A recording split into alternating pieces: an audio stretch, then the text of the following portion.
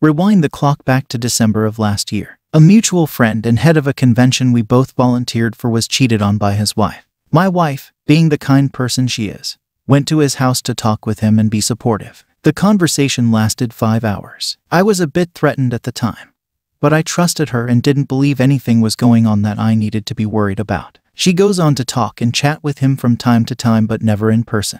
The last few months, work has been hard, and I have been snappy. I worked it out with my boss when I saw how it was affecting my home life, and things were good for a while. Then I went to Vancouver for a weekend. She tells me she is going on a totally platonic date with him. She is out with him until midnight just talking, she says. I am worried but again trusting, and I think nothing of it. She goes back to his house Saturday to visit some friends and ends up staying at his house until 2 a.m. I am very worried at this point and I tell her to please go home. She gets huffy and leaves. A week goes by and the night before we are to go on a weekend trip together to visit our friend's newborn, we are trying to be intimate, and it isn't clicking. Okay, what is the deal here? What's up? She begins to just unload about how she does not like the sex we have been having.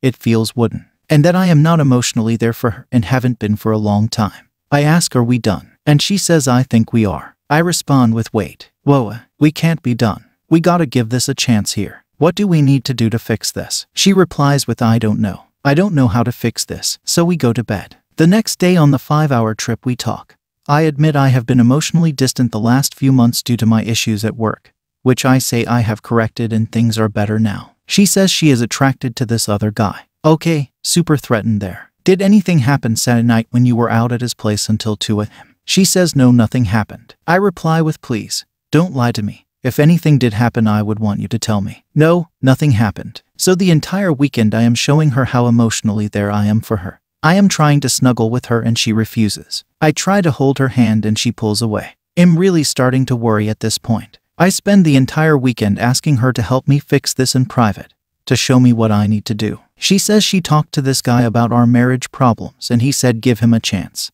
Let him fix it. But she does not know what I need to do to fix it. We drive home. No conversation the entire time. I let her sleep cause she says she is exhausted.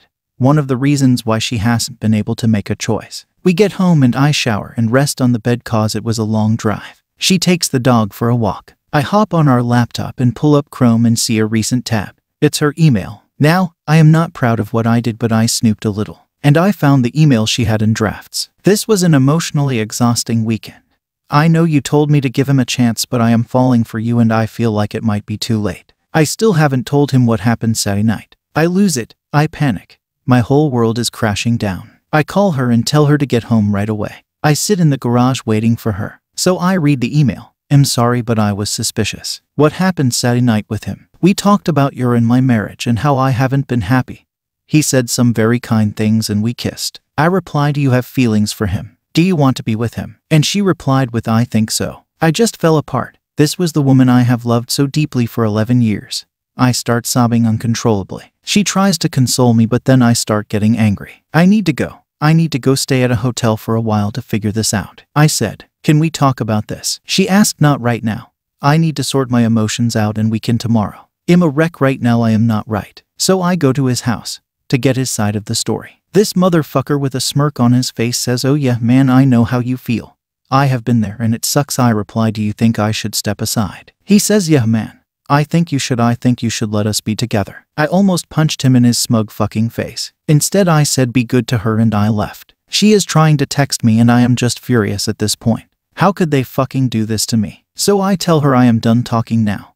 I'm done for tonight. I need space and check into a hotel. She texts me later with he picked me up and we are driving around town, followed by an hour later with I am staying at his house on his couch. We will talk about this tomorrow. She won't respond to any further texts after that. Me begging her to come home. My brother comes over, takes the guns out of the house. Not that I would have done anything, but suicide is a thing in my family and I would rather not have the temptation. And I proceed to lay out every picture from the last 11 years on the dining room table. I write a letter to her. I call her up early that morning and say I am coming to get you. We need to talk about this, not right now. I am busy, noon is better for me. I reply with no. This is our marriage.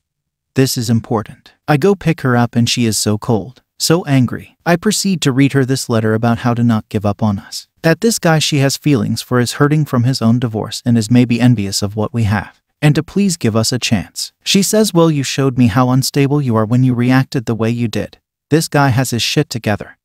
He is emotionally there for me and more emotionally mature. I try in futility to beg for her back, and she leaves. I need a few days. Am staying with him until then. At this point, folks, I knew it was over. I hop on the laptop and pull up Facebook, trying to occupy time. Turns out it was hers, and there was a message between them both. Her, I am back at your house. Him, okay, I am off at 1 her.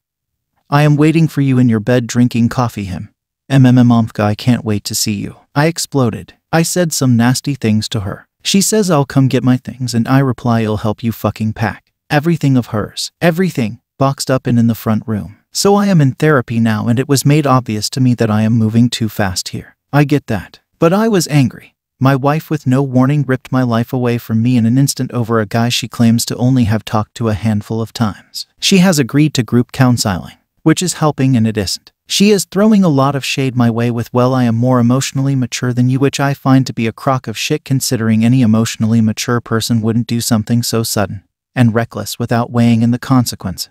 She is getting a lot of hate mail and nasty messages from people, which I have told folks to rein it in and be kind. Ask them to be adults about this and knock it off. The next day, this would be day 3 at this point, we meet up and just bawl our eyes out holding each other. She admits she fucked up but is staying with him and is falling for him. She is so sorry that she did this, but won't go anywhere else. He, on the other hand, has already announced it on Facebook, and at the convention meeting told everyone, and how he does not give a fuck, moved her cell phone plan over to his, and is moving our furniture into his house. You can stay here forever. Seems like he wanted a wife again and just got one. Hey. So it's been terse text messages back and forth, moving us out of the house and whatnot. Then she asks if we can discuss logistical stuff outside of therapy, which was a trap, but I was prepared. She goes on about how miserable she is and how hurt she is that people are upset with her. I sit and listen, not consoling her or anything like that. We have a few more conversations like that where she keeps saying, I fucked up. I fucked up so bad. I don't know what to do. I don't know if I can go back to you. But it's all I know, it's what is safe. She is absolutely miserable and just a mess. Everything reminds her of me, and she is very tortured over what she did. Yet, still living with him. In fact, moved in even. Meanwhile, I am hearing rumors of this guy talking shit about me, how I am crazy and went off the deep end, which I am ignoring, but it still pisses me off a little. Well, that's my story. I am living in a small house now on my own with the cat. She has the dog. There is more to this story. My wife's psychological profile. She is a person who hasn't had much fulfillment the last few years.